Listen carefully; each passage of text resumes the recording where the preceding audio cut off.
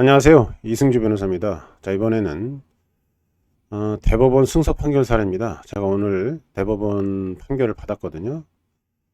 법정지상권과 관련된 내용입니다. 법정지상권 판단에 있어서 미등기 무허가 건물의 양수인은 법률상 소유자가 아니다, 이렇게 써놨는데 한번 보시죠. 민법 366조에 따른 저당권 실행 법정지상권이라는 게 존재합니다. 이때 이 법정지상권의 요건은 저당권 설정 당시에 동일한 소유의 건물과 토지를 동일한 소유의 건물과 토지 소유자가 있고, 이 저당권 실행으로 소유자가 분리되는 거예요. 토지와 건물의 소유자가 분리될 때 이때 건물 소유자에게 건물을 부시라고 할 수는 없고 법정지상권을 인정해 주는 거죠. 건물을 살리자라는 취지입니다. 다시 정리하면 저당권 설정 당시에 토지와 건물이 있고, 그 다음에 경매로 저당권 실행 경매로 토지와 건물의 소유자가 분리될 때 건물 소유자에게 인정해 주는 게 저당권 실행에 의한 법정 지상권입니다. 자, 그렇다면 토지와 건물의 소유자라는 요건이 필요하죠. 저당권 설정 당시에 토지와 건물의 소유자 동일 요건, 이게 이제 핵심 요건인데, 이때 건물의 소유자는 법률상 소유자에 한정된다는 겁니다. 법률상 소유자. 따라서 한번 들어보세요. 제 사안인데, 건물과 그 토지를 양수를 합니다. 그런데 건물이 미등기 무허가 건물이었습니다. 자, 그러다 보니까 토지만 등기를 하고 건물에 대해서는 미등기니까 등기를 못하죠. 법률상 소유자가 아닙니다. 자, 이런 상태에서 다시 정리하면 토지와 건물을 매입했는데 토지는 등기를 하고 건물은 미등기 건물이라서 등기를 못했어요. 이런 상태에서 토지의 저당권을 설정해줬고 토지가 경매로 넘어갑니다. 이때 건물을 양수했지만 등기를 못했던 이 사람한테 법정지상권이 인정될 수 있는지가 쟁점이 됐습니다. 원심은 사실상 처분권이 존재하기 때문에 미등기 건물 양수인에게 법정지상권이 인정된다라는 판단을 내렸습니다.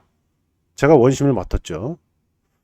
이런 경우에는 대법원 판례에 따르면 건물의 양수인이긴 한데 등기를 못한, 미등기이기 때문에 무허가 미등기 건물이라 등기를 못한 그런 건물 소유자한테는 법정지상권이 안 된다는 게 확립된 판례입니다. 이걸 제가 굉장히 자세하게 써서 주장을 했는데도 불구하고 쟁점이 다른 쟁점보다 약간 적은 쟁점이긴 했어요. 그래서 그런지 판사님들이 잘못 판단을 한 겁니다. 이 경우에도 법정지상권이 인정된다 그랬는데 제가 대법원에 상고를 했고, 결과적으로는 법정지상권이 인정되지 않는다, 제 주장이 옳다는 판단이 내려졌죠. 대법원에서는 비교적 자세하게 설명을 했습니다. 자, 따라서 제가 원심에서는 그 철거 및 인도 청구는 졌는데 지료만 인정됐거든요. 결과적으로 파기환송되면서 철거도 인정되고 토지 인도도 인정되고 지료 청구도 인정해야 된다 라는 취지로 파기환송했습니다. 법률상 소유자는 아니지만 사실상 처분권은 존재하죠. 따라서 철거 대상도 되는 거죠. 다시 한번 정리하겠습니다. 법정지상권 민법 366조에 따른 저당권 시행에 의한 법정지상권은 그 요건 자체가 저당권 설정 당시에 토지와 건물의 소유자가 동일하고 경매로 인하여 그 토지와 건물의 소유자가 분리되면 건물 소유자에게 인정되는 게 366조에 따른 법정지상권입니다. 자, 이때 토지와 건물의 소유자 동일 이런 거 따질 때 법률상 소유자에 한정이 됩니다. 따라서 법률상 소유자가 아닌 건물을 양수하기는 하였으나 토지와 건물을 양수하긴 했는데 미등기 무허가 건물이라서 건물에 대해서 등기를 못한 사람이 존재해요.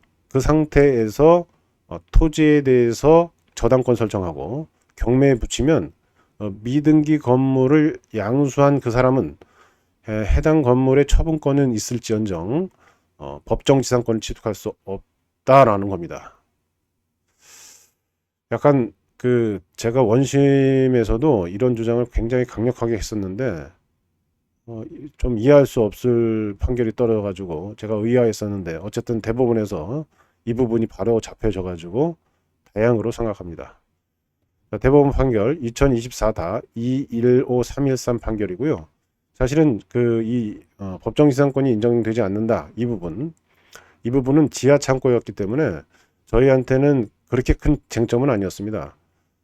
아주 큰 건물에 대해서 법정지상권 다툼이 있었는데 그 부분은 패소를 했고 대법원에서도 그건 그대로 확정이 됐어요.